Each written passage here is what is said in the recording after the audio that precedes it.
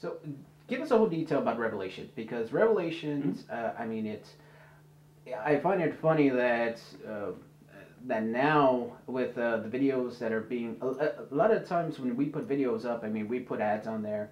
I mean, because that's just the way, the way the ads go. And now a lot of the ads are for your revelations, and Oh. I always find it entertaining. I'm even watching my own videos. I'm like, oh, there's an ad. Hey, it's Revelations. It's Red versus Blue. All right, I'll watch this ad. I don't mind. So give us a whole detail of Revelations, and just because it's just more epic than all the rest, if you will. How did it work out? I mean, just what did it take to put it all together? I guess the spirit of it came from a lot of different places. I mean, one of the big things was that once Red versus Blue got popular, it was an easy thing to replicate, because one of the cool things about machinima is that almost anybody can do it. But one of the hard things about machinima is that almost anybody can do it. And so if we're working on something and we work for a week and a half on an episode or 2 weeks, and it's in our 7th year, and we're producing, Halo machinima, it can be very hard for an audience who comes in on YouTube or wherever they come from to look at a piece that we make and then turn around and look at something that's made by 100 other groups now, or 200 other groups.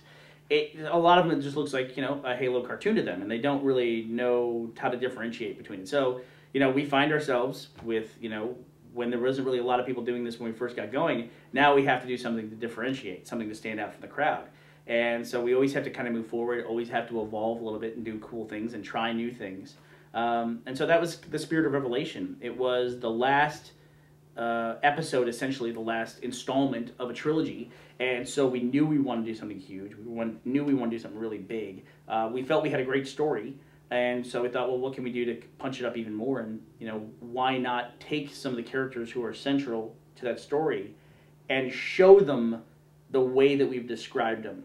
Because up until now, everything that we've had in Red vs. Blue had to be spoken. You couldn't really show a lot of things. Like, if you talked about a character and how cool they were, you had to talk about it, If you, were trying to show the audience some kind of event where, some major action sequence happened, the character had to describe it. You really couldn't show it. You can imply it a little bit with the actions, but it really was a very spoken series up until now.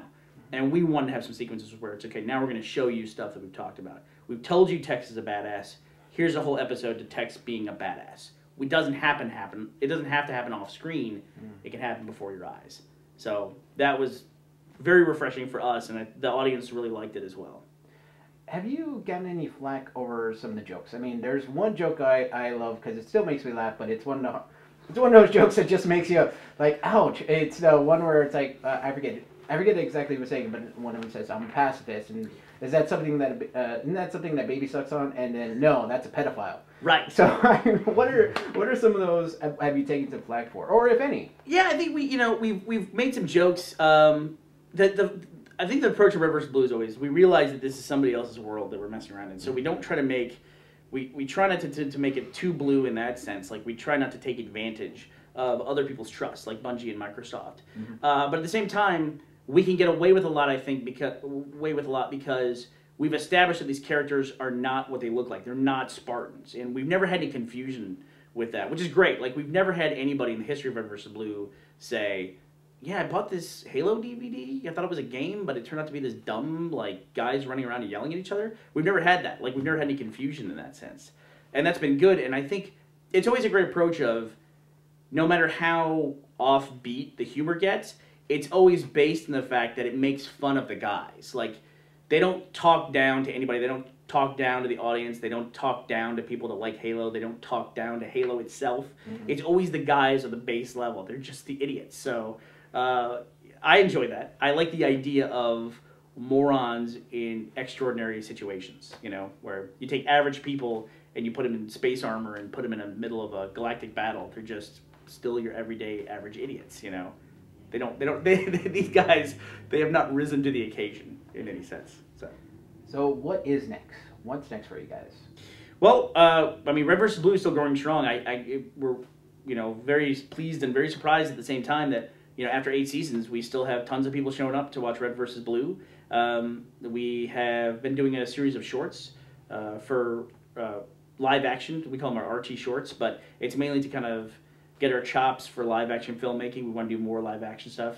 Next up, we have a series that we're starting called Immersion. We did a test piece at PAX East about 6 months ago, back in April, where we tested video game concepts, but in real life. It's kind of like, it's basically just like a mixture of Mythbusters and Jackass, essentially, where we scientifically test stuff that ends up hurting our guys. And so we're in the middle of producing several episodes for that and start that series this fall. And then the big thing is that we have a new box set, which is our remastered versions of our first 5 seasons, which is now like full screen. Before we had this like tiny little sliver of a window to see. And then we just put out the Recollection box series, which is the last 3 episodes, or last 3 series of Red vs. Blue, all combined in one box set, including Revelation with all of our fancy-dancy animation. So, are you guys playing a lot of Halo Reach? Since that was kind of the Halo was the start of it all. Do you guys still play that? Absolutely. You know, when we went from Halo to Halo 2, we felt a huge pull to immediately put out videos in Halo 2. And I don't think we were as used to Halo 2 as we should have been before we started making videos in it. I mean, we played Halo for 18 months before we made the first episode of Red vs. Blue.